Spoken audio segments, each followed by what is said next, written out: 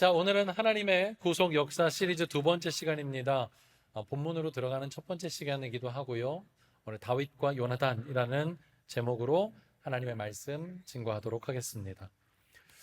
여러분, 오늘 다윗과 요나단의 이야기는 여러분들이 많이 들으셨을 거예요. 근데 이 들으시는 설교 때마다 아마 다른 관점들을 가지고 들을 때에는요, 성경이 우리에게 말하고자 하는 주된 메시지에 조금은 벗어나고 있는 부차적인 메시지가 우리에게 설교로 들려올 때가 많이 있었어요. 예를 들어서 다윗과 요나단의 우정, 신의, 신뢰, 또 이 두 사람 간의 어떤 신학자는요 정말 충격적인데, 이 오늘 1절 말씀에 보면 다윗과 요나단의 마음이 합하여 사랑하였더라 라는 표현이 있어서 이 내용을 근거로 하여 동성애의 근거를 이 성경 말씀에서 찾기도 합니다. 너무 충격적인 해석이지요. 그래서 성경을 볼 때에는요, 우리가 어떠한 관점을 가지고 어떠한 기준점을 잡고 성경을 읽는지가 그거에 따라서 완전히 다른 해석이 나올 수가 있다는 것입니다. 그래서 저는요, 여러분과 오늘 다윗과 요나단의 이야기를 하나님의 구속 역사라는 관점을 가지고 함께 살펴볼 때에 과연 성경이 왜 이 두 사람 간의 이 아름다운 우정과 신의에 대한 이야기를 하고 있는지, 또 그것이 담고 있는 영적인 메시지가 무엇인지를 함께 살펴보도록 하겠습니다. 여러분, 오늘 이 내용을 이해하기 위해서는 배경을 먼저 알아야 되는데, 사무엘상 15장에 가면 이 이스라엘 백성이 사울이 왕이 되고 난 이후에 첫 번째의 이 전쟁을 경험하게 됩니다. 바로 아말렉과의 전투였어요. 근데 이 전쟁 가운데 하나님이 전쟁의 승리를 이스라엘 백성에게 붙여주시고 난 이후에 딱 한 가지 덧붙여 명령을 주신 것이 있는데, 그것이 무엇이냐면 바로 헤렘하라라는 것이었어요. 헤렘이라는 것은 진멸하는 거예요. 잔멸하는 거예요.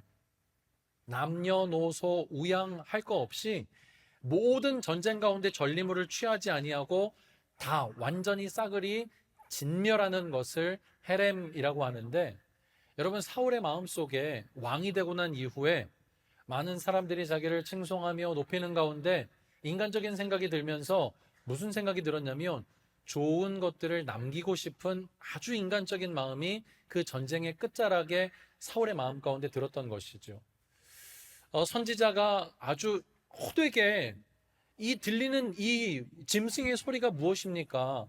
하나님이 오늘 우리에게 진멸하라고, 하나도 남김이 없이 이 전쟁을 끝내야 한다라고 분명하게 명령을 주셨는데, 어찌하여 내 귀에 들리는 이 우양의 소리는 무엇입니까? 라고 사울에게 다그치자 사울은 그제서야 아주 변명하듯이 이것들을 통하여서 하나님께 제사를 드리고자 내가 남겼습니다라고 말하지만, 하나님은 그 중심을 꿰뚫어 보고 계셨어요. 사울은요, 오늘 그가 좋은 것들, 그의 눈에 좋은 것들을 남김을 통하여서 그의 나라, 자기가 왕으로 있을 때에 굳건하게 세워지는 인간의 나라, 이스라엘의 나라를 견고하게 세우기를 원했던 것이죠. 안타깝게도 그 마음은 하나님의 나라가 서야 되는 하나님의 통치적 임재와 정확하게 대치되고 충돌되고 있는 생각이었습니다. 그래서 여러분, 사무엘상 16장을 보면 우리가 생각할 때에 아니 그것 조금 전리품 남겼다고, 하나님의 말씀 그것 조금 어겼다고 왕에서 폐위를 시키는 건 하나님이 너무하신 것 아닌가라는 생각이 들 정도로 단호하게 사울을 그 왕 위에서 잘라내버립니다. 물론 여러분, 우리의 눈으로 보여지는 왕의 자리에는 사울이 앉아 있지만 하나님의 시각과 하나님의 눈으로 보여지는 하나님의 나라에서는 더 이상 사울이 왕으로의 자리를 자리할 수가 없었습니다. 그리고 그 자리에 하나님은 사무엘 선지자를 통하여서 다윗이라는 어린 소년에게 기름을 부으시고, 이제 하나님이 꿈꾸시는 하나님의 통치와 하나님의 나라, 영적인 이스라엘을 이 다윗이라는 한 사람을 통하여서 이 땅 가운데 이루어내는 위대한 역사, 위대한 이야기를 지금 기록하고 계시는 것이죠. 그러니까 이런 관점으로 볼 때 인간의 나라와 하나님의 나라가 부딪히고 있다면, 여러분, 하나님은 그런 충돌 가운데에서 침묵하실 수가 없어요. 그리고 그런 죄악된 행태를 그냥 눈 감으시고 아무 일도 없었던 듯이 넘어가실 수가 없던 것이에요. 왜냐하면 하나님은 거룩하신 분이고 하나님은 의로우신 분이시기 때문입니다. 오늘 그 가운데에 이 다윗이 하나님 앞에 기름 부음을 받고 난 이후에 골리앗과의 전쟁을 통하여서 그가 역사와 세상 가운데 드러나기 시작하였어요. 사람들은요, 그 모습을 보고 열광했어요. 처음에도 사울은 그 위기 가운데 구한 다윗이 너무나 기특하고 감사하였습니다. 그래요, 그를 군대 장관으로 삼았고, 나가는 족족마다 승전보를 알리고 돌아오니 왕의 입장으로 볼 때에 얼마나 귀하고 이뻤겠습니까? 그런데 그 시간이 점점 지나면서 사울의 마음은 달라지기 시작했어요. 백성들과 민심을 들어볼 때 노래소리가 들리는데 사울은 천천히요, 다윗은 만만이라는 소리가 들리며 그 여인들의 창화하는 소리, 찬양하는 소리가 막 들릴 때 사울의 마음속에 부글부글부글 질투심이 일어나기 시작했습니다. 그때부터 사울은 완전히 하나님에게 마음을 잃어버렸습니다. 성경은요, 그의 마음속에 악신이 들렸다라고 그렇게 이야기를 해요. 이렇게 엎치락뒤치락 하는 가운데 자기가 자기 스스로의 마음을 어찌할 수 없는 속에서 사울은 급기야 다윗을 죽이고자 합니다. 그러니까 이 거대한 사울이라는 사람과 하나님이 세우시는 다윗이라는 이 두 사람의 사이에 끼어서 이러지도 못하고 저러지도 못하는 한 사람의 인생의 이야기가 누구예요? 요나단이에요. 맞습니다. 오늘 그 요나단의 인생을 살펴보면은요, 여러분, 우리에게 던지고 있는 영적인 메시지가 너무나 분명합니다. 우리가 참 깊이 있게 한번 생각해 보아야 할 내용이 담겨 있다는 것이지요. 인간의 왕국이 무너지고 하나님의 왕국이 세워지는 이 전환기 속에서 한 사람의, 이 요나단이라는 사람의 마음을 가만히 살펴 들여다봄으로써 오늘 지금 우리가 살고 있는 이 시대, 하나님의 통치가 임하는 하나님의 나라가 분명히 있으며, 또한 하나님을 열심히 거부하고 있는, 사탄이 지배하고 있는 이 사탄의 나라가 있는 양쪽 나라가 함께 공존하고 있는 이때에 우리는 어떻게 살아야 하는가, 영적인 메시지를 함께 살펴보도록 하겠습니다. 오늘 1절 말씀을 보면 이렇게 시작하는데요, 제가 한번 읽어보겠습니다. 다윗이 사울에게 말하기를 마침에 요나단의 마음이 다윗의 마음과 하나가 되어 요나단이 그를 자기 생명같이 무엇하니라? 사랑하니라. 여러분, 이 표현이요, 우리가 너무 익숙하기 때문에 그냥 받아들이기 쉽지만 사실 정황으로 들어가 보면 일어날 수가 없는 일이에요. 여러분, 오늘 요나단은 누구의 아들이죠? 사울의 아들이에요. 그럼 요나단은 지금 이스라엘의 제2인자의 자리에 앉아있는 자입니다. 사울이 죽으면 그 왕위를 누가 계승합니까? 요나단이 계승하는 것이지요. 그런데 지금 정치 역학 구조상 누가 자꾸 부상하고 있어요? 다윗이 떠오르고 있습니다. 그러면 요나단과 사울의 관계는 사실상 어떤 관계에 맞죠? 라이벌 관계, 대결 구조의 관계가 맞는 것이에요. 어떻게 해서든지 요나단은 다윗을 숙청해야만 했고, 또 만약 다윗이 왕이 되고자 하는 마음이 있었다면 가장 걸림돌이 되는 사람이 누구입니까? 바로 왕통에 있는 요나단이 가장 걸림돌이 되는 인생이었겠지요. 그런데 이상한 것은 이 인간의 머리로는 이해할 수 없는 일들이 벌어졌는데, 이 요나단이 다윗의 마음과 하나가 되어 자기의 생명같이 그 다윗을 사랑하게 되었다라는 일이 벌어졌다라는 것이에요. 이게 어떻게 이루어질 수 있는 것일까요? 하나님은 이런 여러 상황 속에 지금 다윗이라는 한 인생의 하나님의 이야기를 지필하고 계시는 거예요. 그래서 이해할 수 없는 관계들 속에 다윗의 그 모습들이 마음속에 녹아지게 되고 받아들여지게 되며, 아울러 더 나아가서 다윗에게는요, 점점점 요나단뿐만 아니라 나중에 미갈도 그렇고요, 더 나아가 인생의 이곳저곳으로 발붙일 수 없는 그런 인생들이 점점점 다윗 주변으로 몰려들어 그 사람의 숫자가 100명이 되고 400명이 되고 600명이 되어지는 놀라운 역사들이 공동체를 이루게 만들었어요. 여러분, 이런 일들이 지금 누가 어떠한 이야기를 쓰고 있는 것일까요? 하나님께서 하나님의 나라를 세우기 위한 아름다운 구속 역사를 지필하고 계시기 때문에 이런 일들이 일어나게 되는 줄로 믿습니다. 그것이에요. 그래서 요나단은요, 정말 상식적이지 않게 이 다윗을 향하여 그 사랑의 마음을 어떻게 표현하냐면 3절과 4절의 말씀을 보겠습니다. 요나단은 다윗을 자기 생명같이 사랑하여 더불어 언약을 맺었으며 요나단이 자기가 입었던 겉옷을 벗어 다윗에게 주었고 자기의 군복과 칼과 활과 띠도 그리하였더라. 이게 예사로 넘어갈 수 있는 말인 것 같지만 여러분, 당시의 겉옷은요, 이 생명을 보호해주는 보호막과 같은 것이고 더 나아가서는 자기의 신분과 정체성을 나타내는 상징물이었어요. 이게 겉옷을 넘겨주었다는 것은요, 지금 자기가 왕자로서의 이 위치와 왕자로서의 권위를 다윗에게 지금 물려주고 있다는 것이에요. 아무나 할 수 있는 행동은 아닙니다. 또한 여기 있는 군복과 칼과 활과 창과 띠를 지금 전하여주고 있다는 것은요, 만약 전쟁 중에 이런 일이 있다면 완전히 항복합니다. 내 생명의 전권이 당신에게 있습니다라는 그런 뜻을 가지고 있는 행동이 바로 자기의 이 무기들을 넘기는 것이에요. 근데 더 재밌는 건 여러분, 저는요, 이 본문을 원래 처음 만났을 때 요나단이 왕자 아닙니까? 그러니까 왕궁에는 얼마나 많은 무기들이 있었겠어요.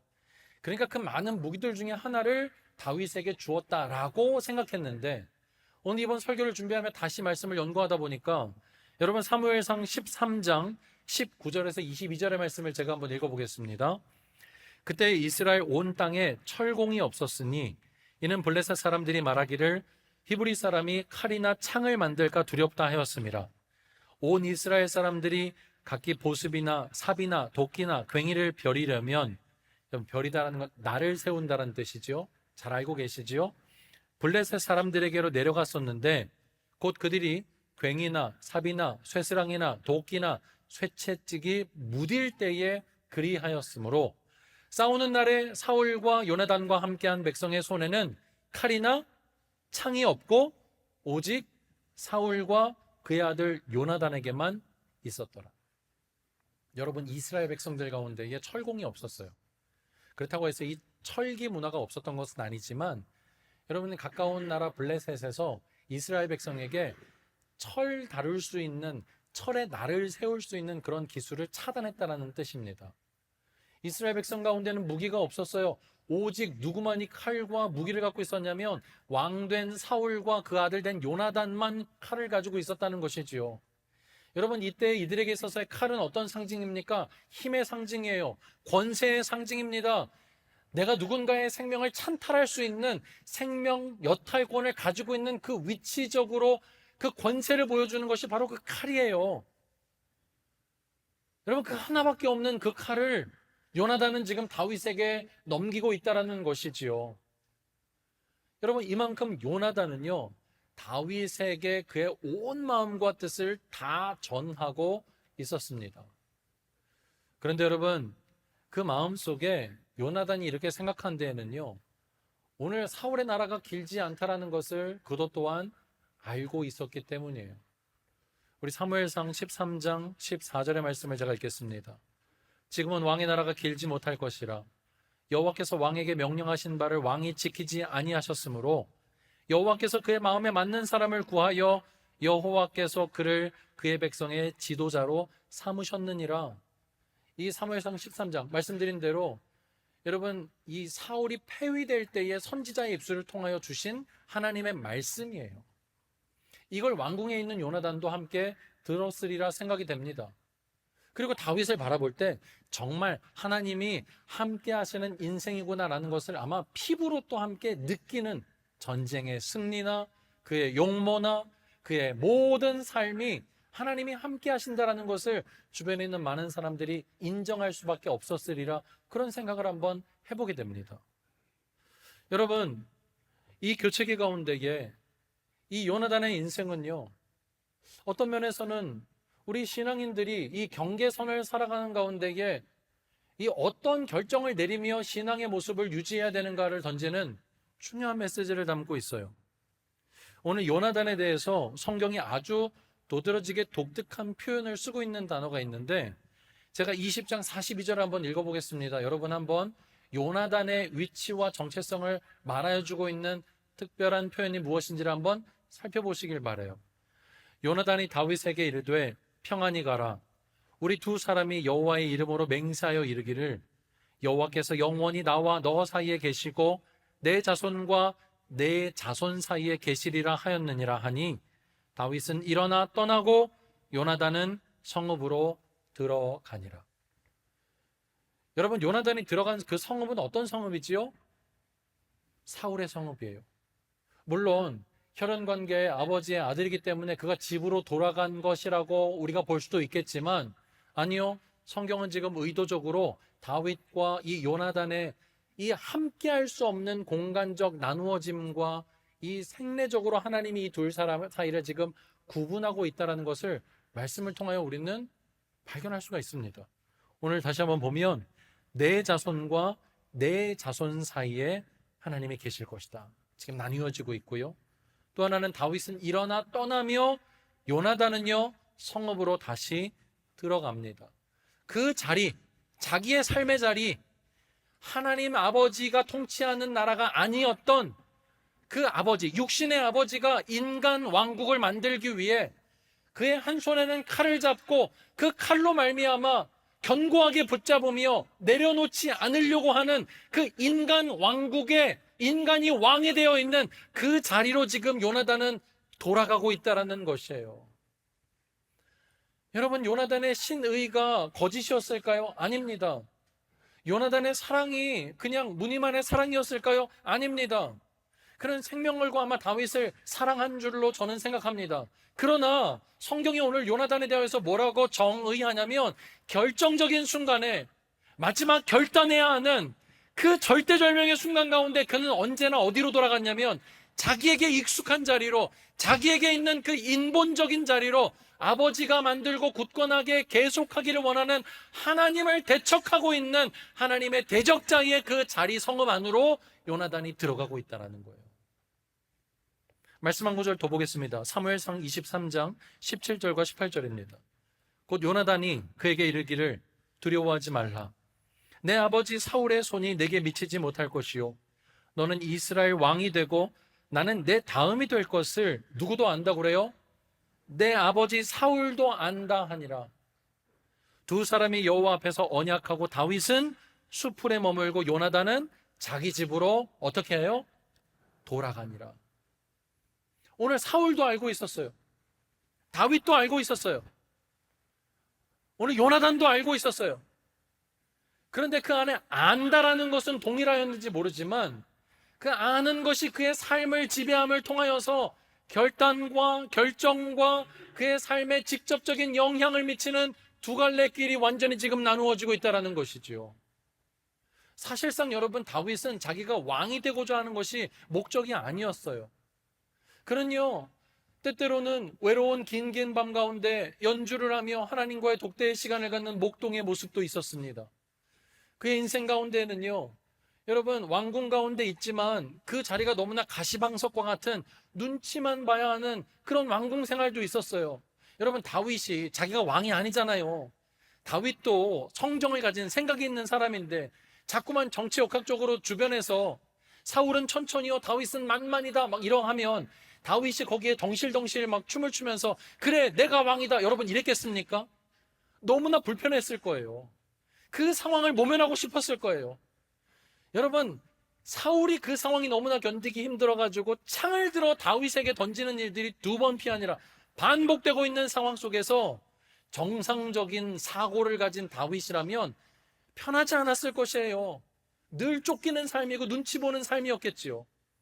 여러분, 그는 계속되어지는 전쟁터 가운데에 생명을 내어 걸고 전쟁을 해야 되는 사람이었고, 여러분, 급기야는 사울의 그 추격을 피해 다니며 수염 가운데 침을 질질 흘리는 속에 적장의 그 우두머리 앞에서 미친 채 하는 그런 인생을 살았던 것이 다윗의 인생입니다.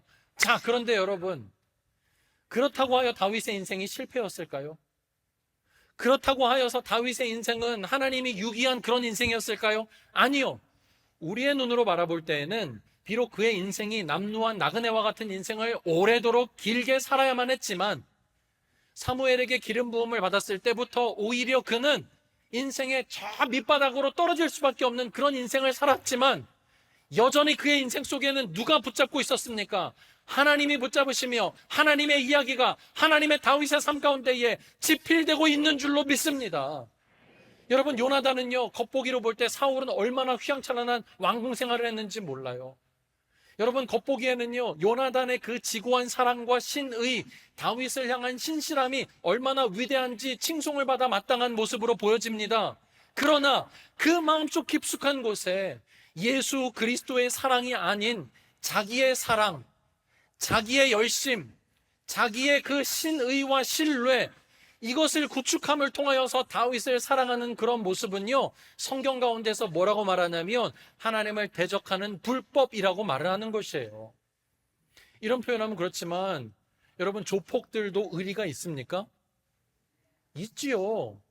여러분, 사기치는 사람들도 의기투합해서 막 박물관을 털고 어디 막 이 귀금속이 있는 자리를 털고 할 때 막 얼마나 손발이 잘 맞아요. 여러분, 이런 사기꾼들도 협동과 협의와 그들 나름대로의 신의가 있습니까? 있지요. 여러분, 그 어느 동기보다 돈독한 동기가 감빵 동기라고 어떤 데서 얘기를 하던데요. 여러분, 그게 맞는 말이에요. 우리의 정상적인 눈으로 본다면 그들이 하는 모든 이 행동, 그들의 의기투합으로 이루어지는 그런 모든 일들은 다 뭐예요? 불법이에요. 불법. 여러분, 요나단이 아무리 다윗을 사랑하는 지고한 마음이 있다 하더라도 하나님의 기준과 잣대를 가지고 그 모습을 바라볼 때에 그들이 평생을 의지하며 그 칼을 붙잡고 그 자기의 칼을 가지고 살아가고자 하는 그 하나님의 나라가 아닌 대적하는 인간의 나라를 만들고 있는 그들의 모습은요, 결국 파멸입니다. 그들의 말로가 어떻게 돼요? 길보아 전투 가운데 나아가 사울의 말로가 무엇이에요? 평생토록 신주단지에 모시듯이 애지중지하는 그 권력의 힘, 그 모든 생명을 부여잡고 있는 그 상징적인 그 칼, 결국 그 칼에 엎드러짐을 통하여서 그는 파멸되고 죽임을 당하지 않습니까? 우리 인생이 그래요, 여러분. 우리가 붙잡아 이것이 나를 지켜줄 수 있을 것만 같고, 이것이 있다면 모든 것이 승승장구할 것만 같고, 이것이 있다면 내가 하나님이 조금 눈 감으셔도 이 땅 가운데 살만한 무언가가 우리에게 있다면 반드시 그것으로 인하여서 우리는 멸망당하게 될 줄로 믿습니다. 하나님을 떠나 있는 모든 것들은 다 그것으로 인하여 우리가 죽음을 면치 못하는 것이지요. 사랑하는 여러분, 오늘 이 시간 다윗을 통하여 하나님은 이것 한 가지를 이루고 싶으셨던 것 같아요. 오늘 사도행전 13장 22절을 보니까요, 중간에 딱 잘랐지만 오늘 패하시고 라고 나오지만 여기 사울을 패하시는 거예요. 다윗을 왕으로 세우시고 증언하여 이르시되 내가 이새의 아들 다윗을 만나니 내 마음에 어떤 사람이라? 내 마음에 맞는 사람이기 때문에 여러분, 이 인생 가운데 어떤 뜻을 이룰 것이에요? 내 뜻을 이룰 것이다. 하나님의 뜻을 이룰 것이다. 다윗이 왕이 되고자 하는 마음으로 다윗이 자기의 인생과 자기의 계획과 자기의 뜻을 그 인생 가운데에 펼치는 것이 아니라 하나님이 다윗의 이야기를 통해 다윗의 인생을 통하여 그가 목동이었을지라도, 그가 추격자를 피하는 도망자의 신세일지라도, 그가 목숨을 구걸하는 미친 채 하는 미친놈처럼 보여지는 그러한 인생일지라도, 그가 왕이 되었지만 마음 편하게 있을 수 없는 그러한 왕궁의 생활일지라도 상관이 없이 그의 진짜 인생의 의미는 무엇이에요? 그 인생 가운데 하나님이 하나님의 구속 역사를 지필하고 계신다라는 거예요. 사랑하는 우리 성도 여러분, 우리 지난주에 제가 차이에 대해서 말씀을 드렸어요. 흐름에 대해 말씀을 드릴 때에 우린 다 차이를 안고 살아갑니다. 우린 다 똑같은 상황 가운데 설 수가 없어요. 어떤 누군가는 평생 극복할 수 없는 장애, 혹은 평생을 시간을 들여도 넘을 수 없는 높은 험산줄령 같은 장애물을 그 앞에다 두고 살아가는 인생들이 있습니다. 여러분, 우리의 인생의 목적은요, 그걸 넘는 게 아니에요. 우리의 인생의 방향성은요, 그걸 뛰어넘기 위해 수고하고 애쓰는 인생이 아니에요. 우리가 어디에 있든지, 우리가 무엇을 하든지, 어떤 차이를 가지고 있든지 그 안에서 오직 하나님의 뜻이 발현되어지고 나타나는 일 가운데에 우리 인생이 쓰임받는 것, 그것이 하나님께서 우리의 인생을 바라보며 기뻐하시는 뜻인 줄로 믿습니다. 이것이에요, 여러분. 아무리 좋아 보이는 것들도, 이 세상에 있는 그런 좋은 것들도 여러분 의미가 있습니다. 그러나 그것만 남아있을 때에 그것은 오히려 우리의 발목을 붙잡고 파멸시키는, 하나님에게서 우리를 떨구게 하는, 하나님이 기뻐하시지 않는 우리의 삶에 놓아야 하는 그러한 것들인 줄로 믿습니다. 사랑하는 여러분, 오늘 이렇게 큰 관점으로 살펴볼 때 요나단은요, 겉으로는 이런저런 모양으로 아름다운 말과 신앙 고백과 신앙생활과 문에는 정말 멋들어진 그런 모습을, 그런 고백을 하고 있는 것처럼 보이지만 오늘 그의 결국은, 그의 결론은 하나님과 상관없는 자리에서 끝마쳐졌다라는 것은요, 오늘 저와 여러분의 삶이 이 두 갈래 길 가운데 어떠한 선택을 해야 되는가를 제시하고 보여주는 하나님의 영적인 권고와 메시지가 되는 줄로 믿습니다. 사랑하는 여러분, 오늘 우리의 삶이 정말 하나님이 기뻐하시는 그 뜻을 드러내고 나타내는 그러한 삶 될 수 있기를 간절히 소망합니다.